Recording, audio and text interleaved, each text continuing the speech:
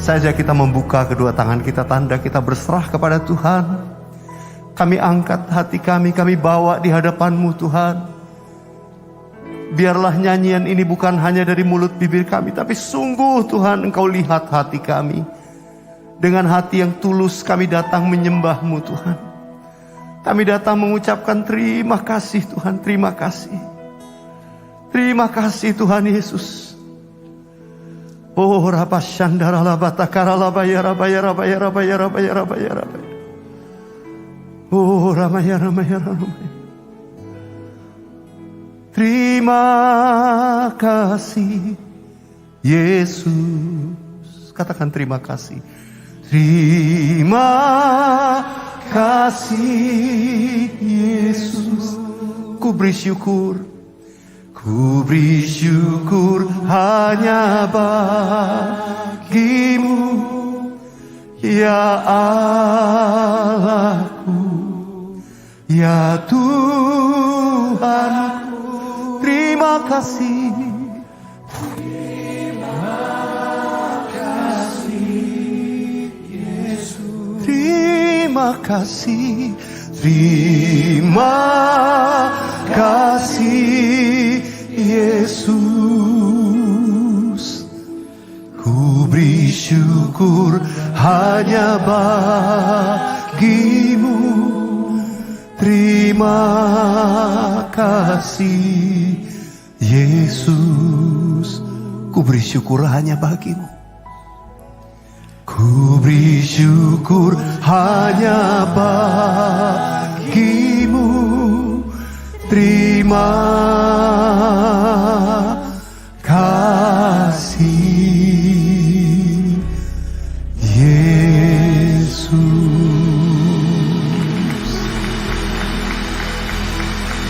Segala pujian, ucapan syukur kami naik ke hadapan-Mu Tuhan. Karena kami boleh melihat segala perbuatan-Mu yang besar dalam hidup kami. Sungguh Tuhan Yesus baik dan teramat baik bagi kami. Kami boleh berdiri di hadapan-Mu, ada sebagaimana kami ada. Itu anugerah Tuhan. It's a blessing in our lives. Tuhan terima kasih, Tuhan terima kasih. Untuk nafas hidup, untuk kekuatan. Kalau kami yang datang on-site, kami boleh bisa berdiri, mengangkat tangan, memuji Engkau semua karena kemurahan-Mu. Buat kami ada di rumah-rumah, kami masih bisa mengangkat tangan kami, memuji, menyembah Tuhan. Itu blessing buat kami. Tuhan, semua kami hanya bisa bersyukur dan berkata, Tuhan Yesus, Engkau sangat baik. Kami tidak mau jauh dari-Mu, kami mau melekat di hadirat-Mu. Karena itu saat ini urapi hamba-Mu dan urapi kami semua. Berkata-katalah, berbicaralah kepada kami. Engkau berfirman, maka kami dipulihkan. Engkau berfirman, maka kami disembuhkan. Engkau berfirman, maka kami diangkat naik. Oh Tuhan, iman kami makin kuat. Kami berjalan melewati waktu demi waktu, musim hidup kami, dan melihat Tuhan, di tahun ini mimpi-mimpi menjadi kenyataan. Oh Tuhan, perkara yang besar dan ajaib Tuhan akan nyatakan atas setiap kami. Terima kasih Tuhan. Urapi hamba-Mu ini secara khusus. Berfirmanlah melalui mulut dan bibir hamba-Mu. Terpujilah Tuhan, Engkau ditinggikan selalu. Dalam nama Yesus kami berdoa. Sama-sama kita katakan amin. Sekali lagi kita beri kemuliaan hanya buat Tuhan Yesus. Sungguh baik, sangat baik buat kita sekalian. Kanan kiri walaupun senyumnya tidak nampak, tapi pasti kelihatan garis matanya bahwa kita tersenyum. Ucapkan berkat satu dengan yang lain. Tuhan Yesus memberkati kita semua. Haleluya. Silakan duduk saudara yang dikasihi Tuhan. Terima kasih Pastor Philip, Bu Airin. Ya, selalu setiap kali kami datang ucapannya nggak pernah lupa welcome home. Jadi kami jadi rasa ini seperti rumah sendiri ya. Thank you so much. Saya dan istri saya, juga anak kami Bella, boleh terus diterima. Ada Fanny juga dan semua rekan-rekan dari Jakarta. Kami juga boleh merasa seperti keluarga di tempat ini. Puji Tuhan. Hari ini saya ingin membagikan satu firman Tuhan yang indah sebagai awal daripada penyampaian firman Tuhan dari Ulangan 31. Saya ingin bacakan bagian ayat ini karena ini mendasari pesan saya sepanjang hari ini. Ya, mulai dari tadi pagi ibadah pertama sampai nanti ibadah yang kelima. Ulangan 31 ayat 19 sampai 21 bagian A berkata demikian. Oleh sebab itu, tuliskanlah nyanyian ini Dan ajarkanlah kepada orang Israel, letakkanlah di dalam mulut mereka, supaya nyanyian ini menjadi saksi bagiku terhadap orang Israel. Ini Tuhan beri perintah kepada Musa. Lanjutkan ayat ke-20. Sebab aku akan membawa mereka ke tanah yang kujanjikan, dengan sumpah kepada nenek moyang mereka, yakni tanah yang berlimpah-limpah susu dan madunya. Mereka akan makan dan kenyang dan menjadi gemuk. Tetapi mereka akan berpaling kepada Allah lain dan beribadah kepadanya. Aku ini akan dinista mereka, dan perjanjianku akan diingkari mereka. Maka apabila banyak kali mereka ditimpa malapetaka serta kesusahan, maka nyanyian ini akan menjadi kesaksian terhadap mereka, sebab nyanyian ini akan tetap melekat pada bibir keturunan mereka.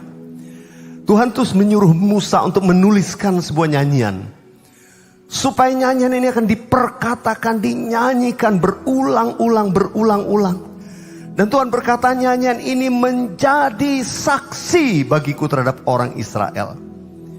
Dan mereka akan dibawa ke tanah perjanjian, tanah berlimpah susu madunya. Tapi Tuhan bilang, nanti kalau mereka udah diberkati, hati-hati. Tiba-tiba nanti hatinya menyimpang. Mereka mulai menyembah Allah lain. Mereka mulai mengingkari perjanjiannya. Mereka menista aku, kata Tuhan. Aduh, mengerikan.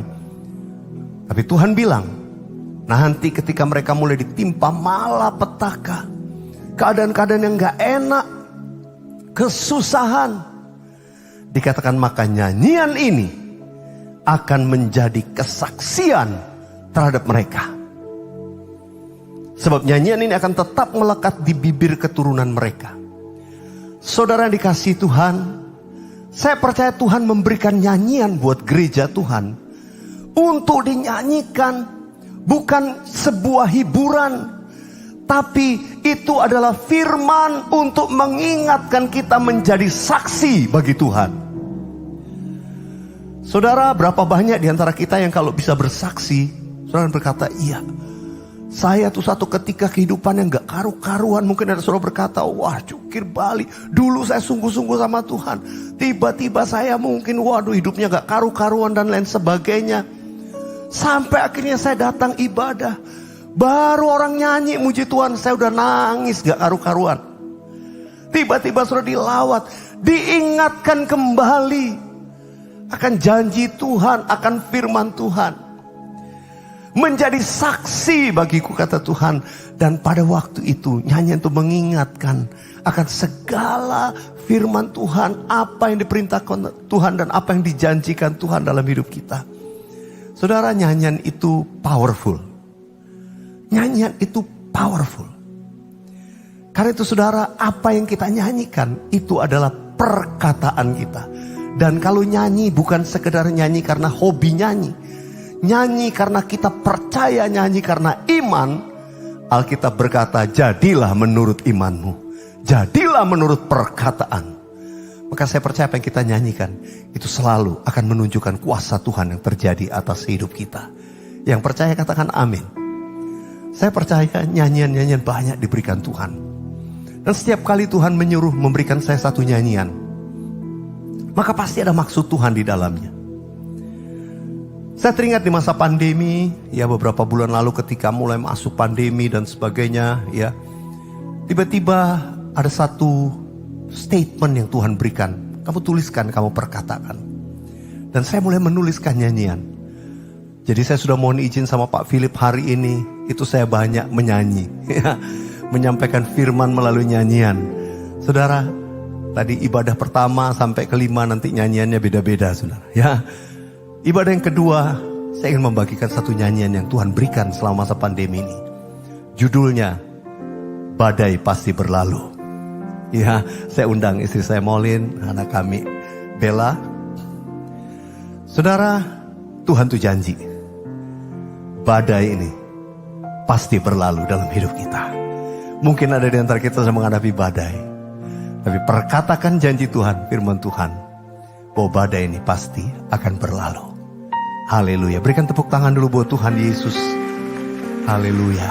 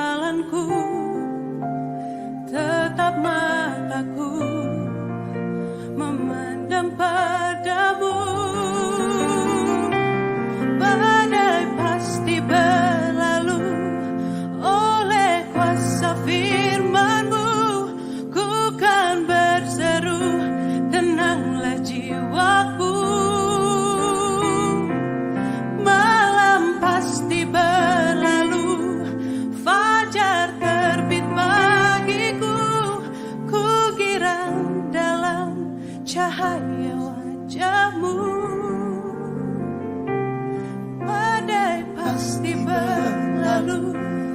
Oleh kuasa firman-Mu ku kan berseru, tenanglah jiwaku.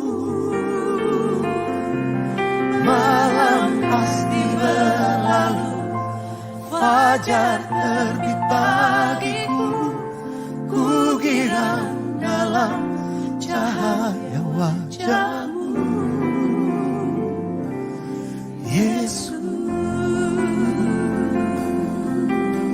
Saya ajak kita nyanyikan nyanyian ini sama-sama. Meski badai menderu, meski badai menderu, ku mau berpegang pada janji-Mu.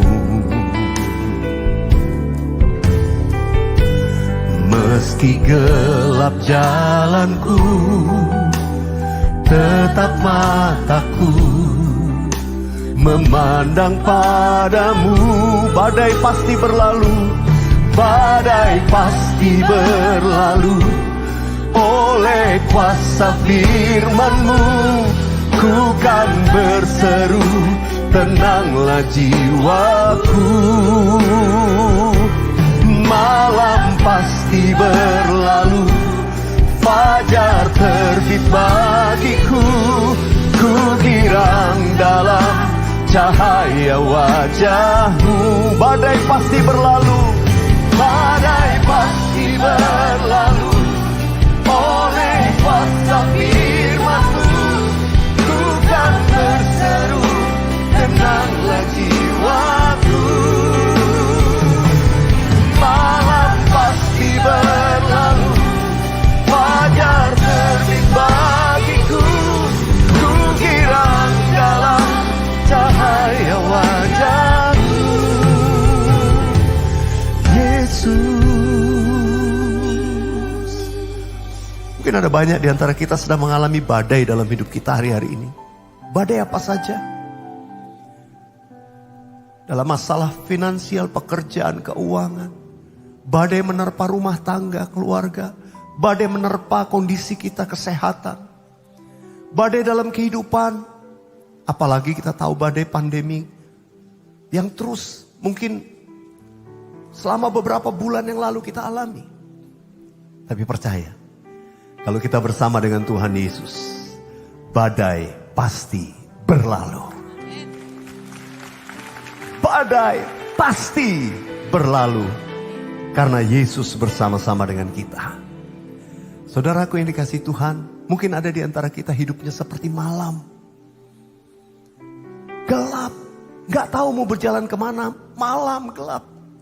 Tidak tahu apa yang harus dilakukan. Mungkin itu situasi kita. Tapi dengar, malam juga pasti akan berlalu. Fajar akan terbit dalam hidup kita. Fajar akan terbit dalam hidup saudara. Percayalah, hari-hari ini Tuhan sedang membalikkan keadaan. Kuasanya dinyatakan buat gerejanya. Mari angkat hatimu dengan tepuk tangan, katakan bersama-sama, badai pasti berlalu. Badai pasti berlalu. Oleh kuasa firman-Mu ku kan berseru, tenanglah jiwaku. Malam pasti berlalu, fajar terbit bagiku. Ku girang dalam cahaya wajah-Mu, Yesus. Mari angkat tanganmu di hadapan Tuhan, katakan badai. Badai pasti berlalu. Oleh kuasa firman-Mu ku kan berseru, tenanglah jiwaku. Malam pasti berlalu, fajar terbit bagiku. Ku girang dalam cahaya. Mari kita bangkit berdiri sama-sama nyatakan, badai pasti berlalu. Oleh kuasa firman-Mu ku kan berseru, tenanglah jiwaku. Malam pasti berlalu, fajar terbit bagiku.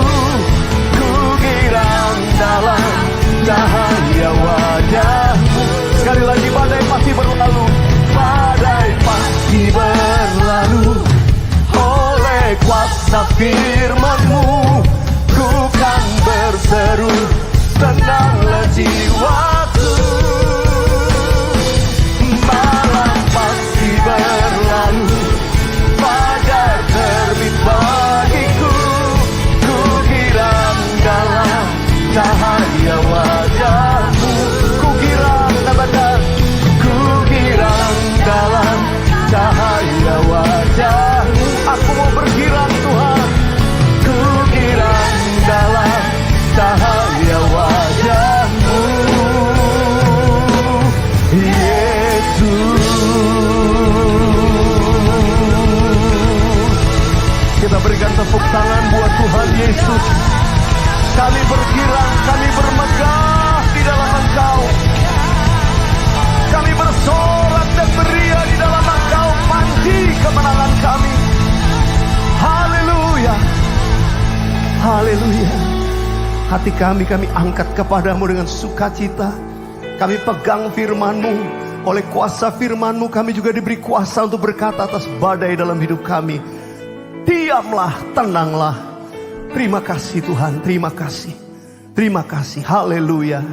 Haleluya, katakan amin. Kita beri tepuk tangan sekali lagi buat Tuhan Yesus. Silakan duduk saudara, puji nama Tuhan. Saya ingin mengajak kita membaca satu perkataan Tuhan Yesus yang ditulis oleh Rasul Yohanes dalam Yohanes 14. Yohanes 14 ayat yang ke-12. Perkataan Tuhan Yesus kita baca dengan keras bersama-sama. 1, 2, 3. Aku berkata kepadamu, sesungguhnya barang siapa percaya kepadaku, ia akan melakukan juga apa? Pekerjaan-pekerjaan yang aku lakukan, bahkan pekerjaan-pekerjaan yang lebih besar daripada itu, sebab aku pergi kepada Bapa. Tuhan Yesus berkata, sesungguhnya barang siapa percaya kepadaku, syaratnya cuma satu. Barang siapa percaya kepadaku, kata Tuhan Yesus, ia akan melakukan juga pekerjaan-pekerjaan yang aku lakukan, bahkan pekerjaan-pekerjaan yang lebih besar daripada itu, sebab aku pergi kepada Bapa. Kalimat perkataan Tuhan Yesus itu saya tidak temukan di kitab Injil yang lain. Saya cuma ketemu di kitab Yohanes. Kalau saudara melihat di kitab Injil, ada 4 kitab Injil, Matius, Markus, Lukas, Yohanes. Maka ada beberapa cerita yang saudara melihat, di sini ada, di sini ada, di sini ada. Ya, firman-firman seringkali itu menjadi referensi untuk kita bandingkan, kita lihat. Tapi saudara, beberapa yang ditulis di kitab Yohanes, itu enggak tertulis di yang lain. Kenapa? Rasul Yohanes itu rasul yang dekat sama Tuhan. Sama Tuhan itu dekat. Dan dia seringkali ada dalam waktu-waktu pribadi hanya dengan Tuhan Yesus. Tuhan Yesus sering pergi hanya dengan 3 orang yang paling dekat. Petrus, Yakobus, Yohanes. Dan Yohanes dikatakan di antara semua yang paling dekat. Dan ada perkataan-perkataan yang spesial yang cuma Yohanes yang menulisnya. Ketika Tuhan Yesus membawa mereka bertiga naik ke gunung yang tinggi. Di situ Tuhan Yesus berubah rupa. Petrus, Yakobus, Yohanes kaget. Itu bukit transfigurasi. Dan pada waktu itu Petrus berkata, izinkan aku bangun 3 kemah. Satu untuk Tuhan Yesus, satu untuk Musa, satu untuk Elia. Kalau sudah ke tanah perjanjian Israel pasti sudah bisa mengunjungi yang namanya Gunung Tabor. Situ ada. Ya, gambaran tentang hal ini. Nah saudara, kisah ini pun saudara cari di kitab Injil Matius, Markus, Lukas, gak ketemu saudara. Kenapa? Ini hanya pengalaman pribadi yang orang lain tuh gak ketemu. Nanti saya akan bagikan tentang bagaimana kehidupan Rasul Yohanes menggenapi apa yang dikatakan oleh Tuhan Yesus ini. Barang siapa percaya kepadaku, ia akan melakukan juga perkara-perkara yang aku lakukan. Bahkan pekerjaan-pekerjaan yang lebih besar daripada itu. Sebab aku pergi kepada Bapa, kata Tuhan Yesus. Ada beberapa hal yang saya mau nyatakan. Yang pertama, orang yang percaya akan menerima Roh Kudus dan kuasanya. Kalau orang percaya, saya percaya dia akan menerima Roh Kudus dan kuasanya. Banyak orang katanya Kristen, sorry to say, saya harus jujur, tapi gak terlalu mempercayai karya atau kuasa Roh Kudus di zaman ini. Dan saudara dikasih Tuhan, oh itu dulu, mujizat-mujizat dulu. Sekarang enggak. Saudara yang dikasih Tuhan dengar, Roh Kudus justru berkarya hari-hari ini luar biasa. Kenapa di akhir kalimat tadi Tuhan Yesus berkata, kamu nanti akan lakukan perkara besar. Sebab, nah ini alasannya. Kenapa murid-murid akan lakukan perkara yang besar? Kenapa kita semua akan melakukan perkara yang besar? Sebab Kristus akan pergi kepada Bapa. Kita tahu ketika Kristus pergi kepada Bapa, Tuhan berkata, aku harus pergi kepada Bapa supaya Bapa akan mengutus Roh Kudusnya. Saudara dan saya akan melakukan perkara besar karena Roh Kudus dicurahkan, karena Roh Kudus ada dalam saudara dan saya yang percaya. Katakan amin. Tidak mudah untuk mempercayai, yes. Karena perkara-perkara dari roh, pekerjaan-pekerjaan Roh Kudus itu nggak bisa dimengerti dengan akal pikiran manusia. Otak kita yang segede bakpao, saudara, nggak bisa untuk menyelami hikmat kuasa ilahi, hal-hal yang dalam dimensi rohani.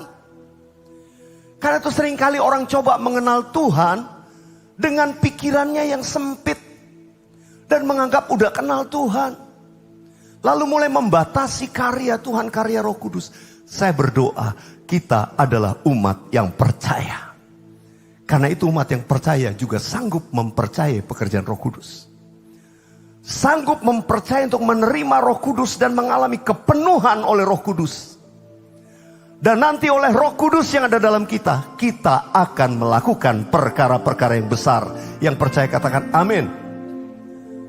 Saudara, kita nggak bisa lakukan perkara-perkara yang besar dengan kekuatan kita, nggak bisa.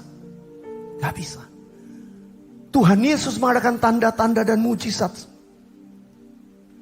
Murid-murid Tuhan Yesus meniru itu nggak bisa. Tuhan bilang tunggu. Nanti Roh Kudus akan turun ke atas kamu. Terus berkata, tetapi kamu akan menerima kuasa kalau Roh Kudus turun ke atas kamu.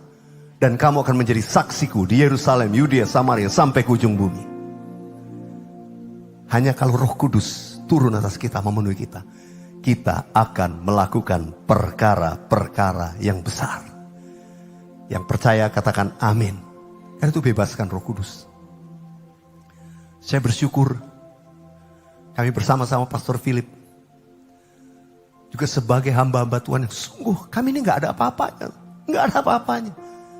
Kita sering kali ngomong privately, kita ini siapa sih? Kita cuma kacungnya Tuhan yang dapat kasih karunia.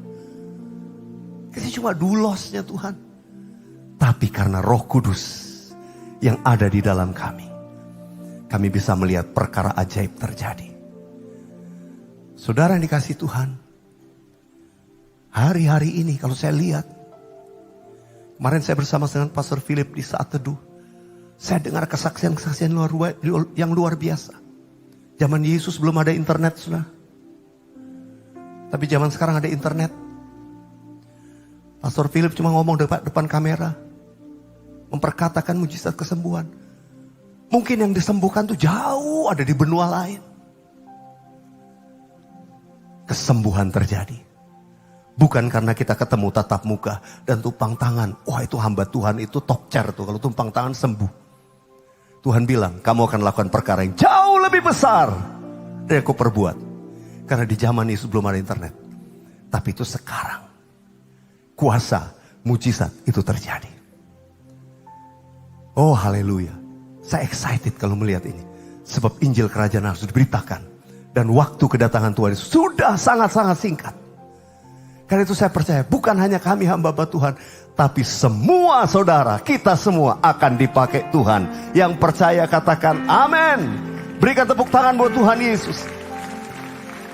Bebaskan Roh Kudus pakai saya, Roh Kudus penuhi saya. Saya mau dipakai melakukan perkara yang besar. Dan saudara lihat di rumahmu, engkau tiba-tiba baru memperkatakan ini, mujizat terjadi. Suami istri anak-anak sepakat untuk satu hal, mujizat terjadi. Ada tetangga mau ngalami ini, kita takut mencari pendeta, sepertinya nggak ada pilihan. Kok terpojok, mesti saya yang doain. Gak ada doain. Saya belum lama baru makan malam dengan satu family. Ibunya bersaksi, tiba-tiba suami anak-anak nggak ada. Dia cuma sendirian. Tiba-tiba pembantunya, waduh, surupan mukanya udah pucat. Wah mau cari pendeta nggak bisa. Telepon pendetanya lagi seminar. Nggak bisa dihubungin, cuma dia sendiri. Tiba-tiba dia langsung berkata, mengambil otoritas, mengusir kuasa gelap. Pelayanan pelepasan di rumahnya sampai pembantunya ngalami kelepasan. Di situ dia baru mencelikan kuasa Tuhan itu ada pada saya. Saya percaya hari-hari ini kita akan melihat perkara-perkara yang besar karena kita percaya. Tepuk tangan buat Tuhan Yesus. Oh haleluya, saudara dan saya. Kita tuh punya Tuhan yang besar. Dan kita akan melakukan perkara yang besar. Katakan sama-sama. Aku punya Tuhan yang besar, yang telah berjanji kan sanggup menggenapi. Imanku bersepakat percaya kuasanya. Ku terima sekarang, katakan, kemenangan darimu. Sambil angkat tanganmu katakan, aku punya Tuhan yang besar, yang telah berjanji kan sanggup menggenapi. Imanku bersepakat percaya kuasanya. Ku terima sekarang kemenangan darimu. Angkat hatimu kepada Tuhan sekali lagi. Yang di rumah-rumah juga nyatakan, aku punya Tuhan yang besar, yang telah berjanji dan sanggup menggenapi. Imanku bersepakat percaya kuasanya. Ku terima sekarang kemenangan darimu. Imanku sepakat, katakan, imanku bersepakat percaya kuasanya. Ku terima sekarang kemenangan darimu. Berikan sorak-sorai, katakan haleluya. Wow, saya percaya ada banyak mujizat terjadi. Dan Tuhan mau pakai saudara, pakai kita semua. Yang percaya katakan amin. Orang percaya akan melakukan perkara-perkara yang besar. Itu firman Tuhan. Dan juga orang yang percaya itu akan siap menerima atau menghadapi setiap tantangan yang besar dalam hidupnya. Siap untuk menerima, menghadapi hal-hal atau tantangan yang besar yang Tuhan sediakan, Tuhan izinkan. Mungkin itu proses, tapi juga mungkin itu challenge untuk sesuatu yang besar. Rasanya gak mungkin.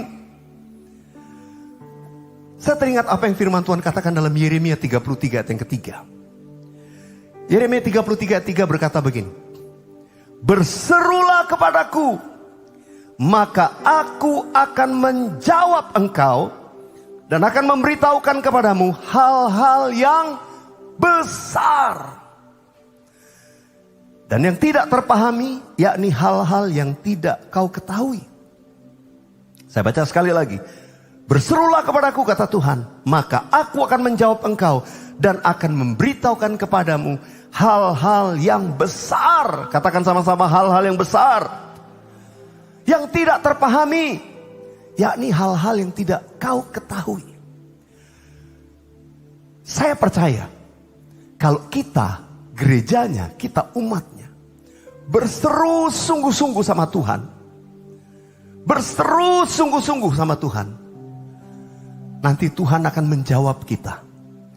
Dan waktu Dia menjawab, Dia juga akan memberitahukan kepada kita hal-hal yang besar. Percayalah, hal-hal yang besar yang Tuhan tunjukkan. Dan hal-hal yang besar itu, hal-hal yang kita nggak pahami.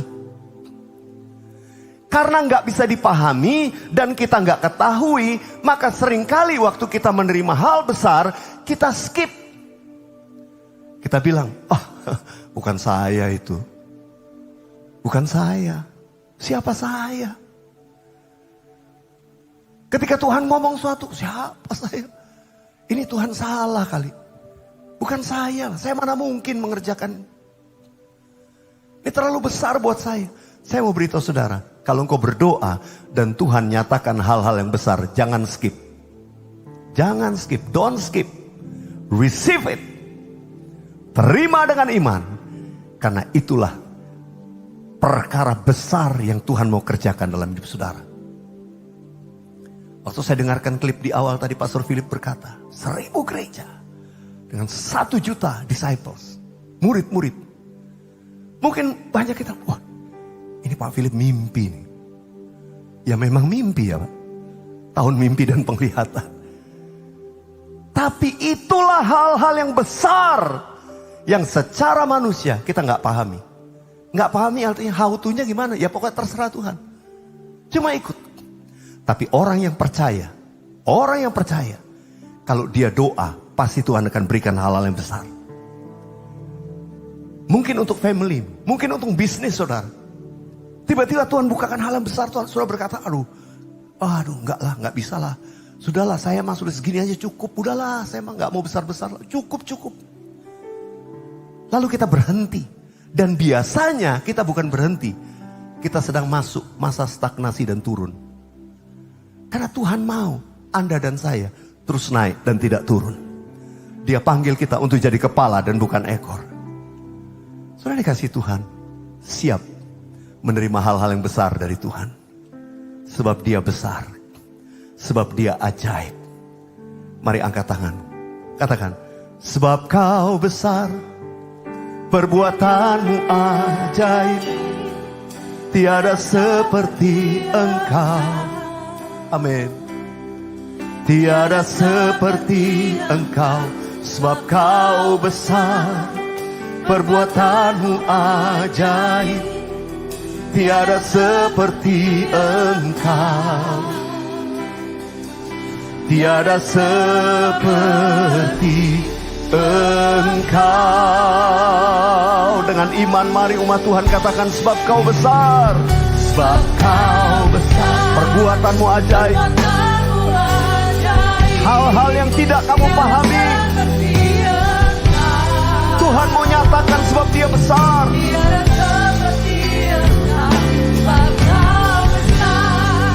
Perbuatanmu ajaib, tiada seperti Engkau. Tiada seperti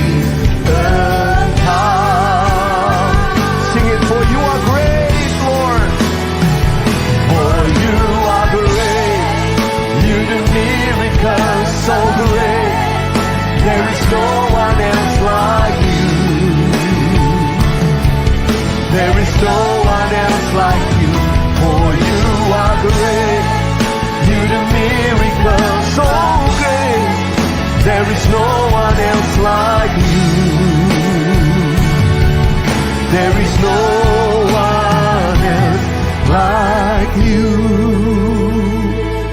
Kalau kita punya Tuhan yang besar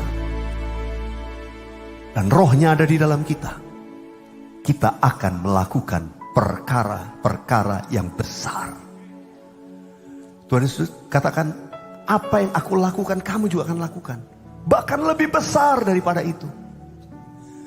Tadi saya katakan perkataan itu cuma ditulis di kitab Injil Yohanes. Kita tahu Rasul Yohanes, karena pemberitaan Injil, dia harus dibuang di Pulau Patmos. Saya pernah ke Pulau Patmos.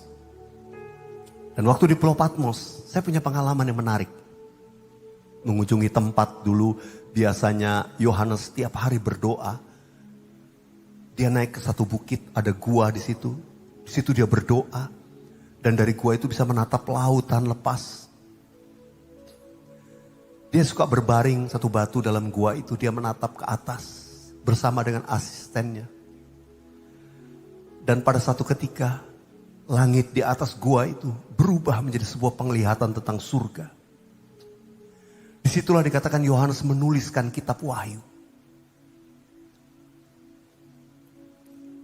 Ada satu bangunan yang biasa dikunjungi turis juga adalah sebuah gereja. Yang merepresent dulunya, katakan itu tempat gereja itu dulu adalah gereja mula-mula di Pulau Patmos yang dibangun oleh Yohanes. Kalau kita lihat di depan tuh ada relief, pahatan gitu ya. Terus itu ada cerita-ceritanya. Karena waktu itu rame, saya berdiri di satu sudut yang gak terlalu rame. Dan tiba-tiba saya lihat gambar. Terus saya bilang, oh ini Tuhan Yesus meredakan badai di Danau Galilea. Saya lihat reliefnya digambarkan, perahu terombang ambing, lalu ada satu orang berdiri. Cuma anehnya saya tiba-tiba melihat kok ada nolongin satu anak kecil untuk naik ke atas perahu. Saya pikir beda nih sama cerita Tuhan Yesus. Kalau cerita Tuhan Yesus kan, Tuhan Yesus nggak di perahu, Tuhan Yesusnya di air. Bantu Simon Petrus yang tenggelam. Tapi ini kok di perahu, dia ulurkan tangan, ngangkat anak kecil. Saya penasaran lihat gambar ini, saya panggil tour guide-nya, saya tanya, can you explain me? What is the story about? Is it about Jesus? No. Ini story menceritakan tentang Yohanes. Ketika Yohanes dibuang ke Pulau Patmos, mereka naik kapal dikawal oleh pasukan tentara, semua para tawanan dibuang ke Pulau Patmos. Di tengah lautan, mereka diterpa badai yang begitu kuat. Bayangan ini bukan Danau Galilea, ini lautan lepas. Jadi badainya gak kira-kira. Tiba-tiba di tengah-tengah itu ada anak daripada kepala perwira yang membawa tawanan-tawanan. Itu jatuh ke laut. Dan semua orang gak ada yang berani. Semua ketakutan berteriak. Tiba-tiba di tengah situasi itu Yohanes berdiri dengan rantai di tangannya. Dia berdiri dan dia berseru seperti yang Tuhan Yesus lakukan waktu di Danau Galilea. Diamlah, tenanglah. Dan seketika badai itu diam. Lalu mereka menolong anak kecil ini naik ke atas perahu. Dan dikisahkan semua orang dalam perahu itu, merekalah kemudian menjadi jemaat mula-mula Yohanes di Pulau Patmos. Kita beri tepuk tangan buat Tuhan Yesus. Waktu saya baca ayat ini saya mau ngerti. Dalam kisah itu. Yohanes mungkin gak banyak diceritakan pelayanannya dalam Alkitab. Tapi surat-suratnya tulisan. Tapi waktu saya kesana saya baru ngerti ada sebuah kisah yang luar biasa. Di mana apa yang dituliskan oleh Yohanes perkataan Yesus sendiri. Itu digenapi dalam hidupnya. Dia melakukan seperti yang Tuhan Yesus lakukan, meredakan angin dan badai. Bahkan lebih besar dari itu. Karena waktu Tuhan Yesus meredakan, itu adalah gelombang di Danau Galilea, which is danau. Memang gelombangnya juga ngeri. Tapi kalau lautan, itu jauh lebih besar gelombangnya. Saudara dikasih Tuhan, kalau Yohanes mengalami itu, saya percaya kita tangkap firman ini. Tuhan juga mau melakukan perkara yang besar melalui kita anak-anaknya.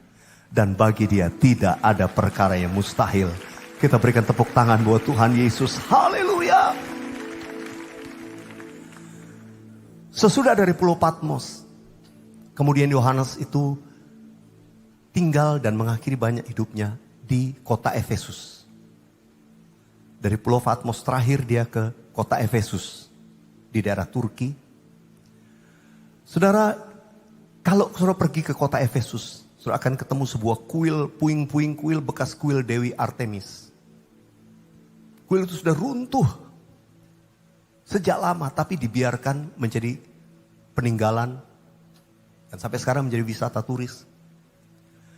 Tidak jauh daripada kuil itu ada sebuah gereja. Di depan gereja ada sebuah altar. Kalau mau masuk ke dalam sana, depan ada altar di pelataran. Saya pikir altar apa, flat begitu ya. Terus saya sempat bertanya, saya panggil lagi tour guide-nya. Ini apa nih, tempat orang mempersembahkan? Oh no, bukan. Ini menggambarkan tempat tidur. Ah, tempat tidur. Ceritanya gimana? Jadi ceritanya, disinilah lokasi terakhir di mana asisten atau orang-orang yang mendampingi Yohanes terakhir kali melihat Yohanes itu berbaring. Itu di area ini. Makanya dibuat itu seperti altar. Tapi mereka tidak pernah menemukan jasadnya. Gak pernah ketemu. Sampai-sampai mereka mulai mengutip rumors yang ada di dalam kitab Yohanes bagian-bagian terakhir. Ketika Petrus tanya sama Tuhan Yesus, kira-kira kalau dia nih apa yang terjadi? Tuhan bilang, kamu gak usah usik. Itu bukan urusanmu. Kalau aku menghendaki dia hidup sampai aku datang kembali, itu bukan urusanmu. Akhirnya rumusnya muncul, bahwa Yohanes itu gak akan mati sampai Tuhan sudah datang. Karena itu mereka mulai berkata. Karena mereka gak pernah ketemu jasadnya dan sehingga tidak pernah ada makamnya. Saudara, waktu saya lihat itu, saya bilang, iya, ini betul-betul. Saya percaya, sangat yakin. Orang-orang yang percaya saudara dan saya, kita akan mengalami seperti yang Tuhan Yesus alami. Yaitu ketika naik terangkat ke surga. Saudara dan saya juga akan menjadi orang-orang yang diangkat naik ke surga. Bersama-sama dengan Tuhan Yesus. Kita berikan tepuk tangan buat Tuhan Yesus. Thank you Jesus. Ada satu cerita lagi tentang Yohanes. Kita tahu Rasul Paulus itu yang salah seorang penginjil yang menginjili kota Efesus. Kalau tidak salah, dia 3 bulan atau 3 tahun, lupa saya. Di kota Efesus, 3 months. Oh 3 tahun ya, 3 tahun. Di kota Efesus. Sampai akhirnya Petrus kemudian mengalami banyak hal, akhirnya dia harus lari dari kota Efesus. Sesudah zamannya Paulus, itu baru kemudian Yohanes dari pulau Patmos ke kota Efesus. Sudah lanjut umurnya. Dan ini menjadi sejarah, bagian dari sejarah kota Efesus. Pada satu ketika, Rasul Yohanes bersama dengan murid-muridnya dia. Mereka berdoa mengadakan peperangan rohani untuk menghancurkan kuasa daripada iblis, kuasa daripada roh Dewi Artemis yang mengikat membelenggu kota itu. Saudara dikasih Tuhan, dikisahkan Yohanes yang sudah tua, tiba-tiba dengan mengangkat tangan dia berseru. Dia berkata, ya Tuhan akan menghancurkan ini. Kuasa Tuhan turun untuk menghancurkan kuil ini. Dan tidak lama setelah doa Yohanes dan murid-muridnya, itu gempa yang hebat melanda kota Efesus. Dan kuil itu runtuh rata sama tanah sampai hari ini. Dan itu peristiwa itu dicatat dan menjadi sejarah kota Efesus. Sejak waktu itu orang bertobat, menjadi percaya kepada pemberitaan yang dulu disampaikan Paulus dan pemberitaan yang disampaikan Yohanes dan murid-muridnya. Dan satu kota Efesus itu menjadi percaya kepada Tuhan Yesus. Dan sejak waktu itu, kota Efesus selama 300 tahun ke depan, itu menjadi pusat kekristenan di wilayah Asia Timur. Saudara dikasih Tuhan, kelihatannya biasa. Dan mungkin cerita ini kita jarang dengar.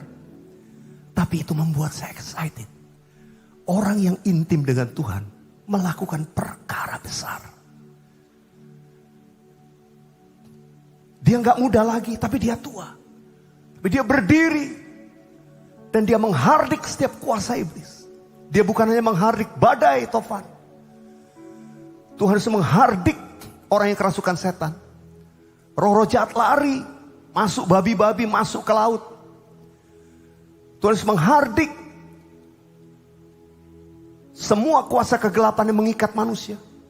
Tapi hari itu, Yohanes menghardik dan mengadakan peperangan roh secara teritorial, menghancurkan segala penguasa di satu kota dan satu wilayah, dan dalam waktu singkat satu kota bertobat.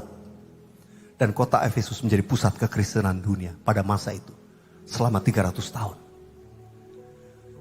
Saya percaya dia melakukan perkara yang lebih besar seperti yang dijanjikan Tuhan itu terjadi. Saudara dikasih Tuhan, saya percaya gak kebetulan ketika Tuhan memberikan nyanyian ini, kamu tuliskan. Supaya kita anak-anak Tuhan percaya, kalau kita memiliki Roh Kudus, kita juga punya kuasa. Saudara memperkatakan kepada badai tofan dalam hidupmu, apapun yang datang, diamlah, tenanglah. Jangan takut, jangan ragu. Roh Kudus ada dalam kita, kita punya kuasa. Kita punya kuasa. Yang percaya katakan amin. Yang percaya katakan amin.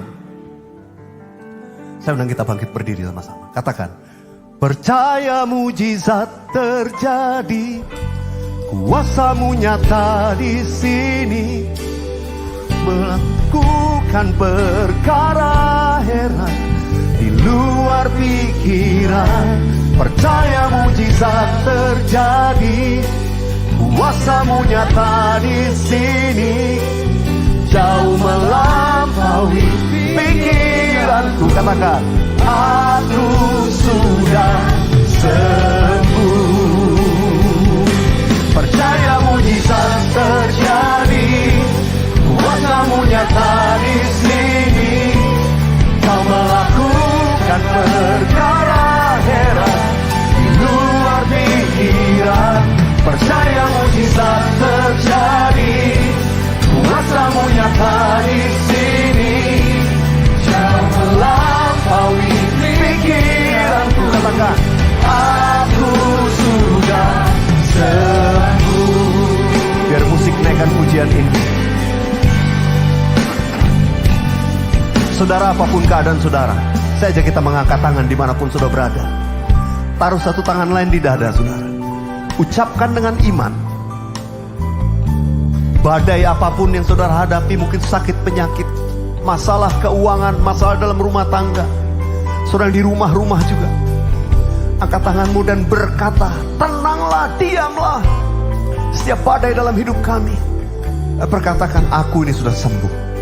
Aku sudah sembuh. Katakan, aku sudah sembuh.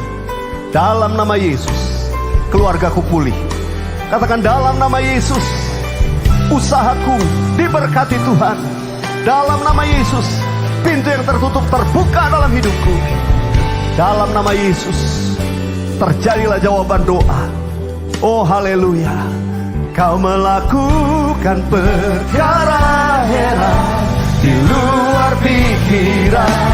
Percaya mujizat terjadi, kuasamu nyata di sini, jauh melampaui pikiranku. Aku sudah sembuh. Sekali lagi katakan, percaya mujizat terjadi, yes. Kuasamu nyata di sini, kau melakukan perkara heran di luar pikiran. Percaya mujizat terjadi, kuasamu nyata di sini, jauh melampaui pikiranku. Aku sudah sembuh. Badai pasti berlalu, badai pasti berlalu. Oleh kuasa firman-Mu, ku kan berseru, tenanglah jiwaku. Katakan, malam pasti berlalu, fajar terbit bagiku. Ku kirang dalam cahaya wajah-Mu, Yesus, Yesus. Kami angkat hati kami, nyatakan bersama-sama dengan otoritas Tuhan. Badai pasti berlalu, oleh kuasa firman-Mu, ku kan berseru, tenanglah jiwaku. Amin. Malam pasti berlalu,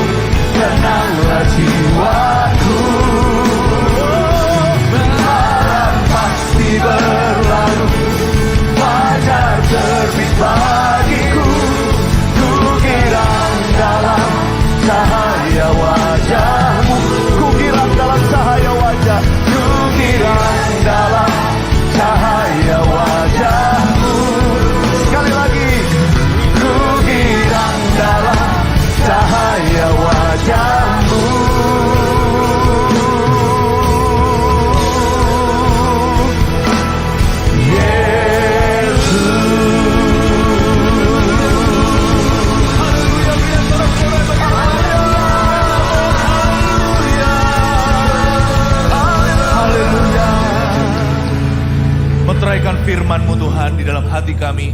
Kami mau alami yang Kau katakan menjadi warisan kami sebagai orang percaya. Berkati ya Tuhan, sepanjang hari ibadah selalu ada lawatan Roh Kudus dan rema.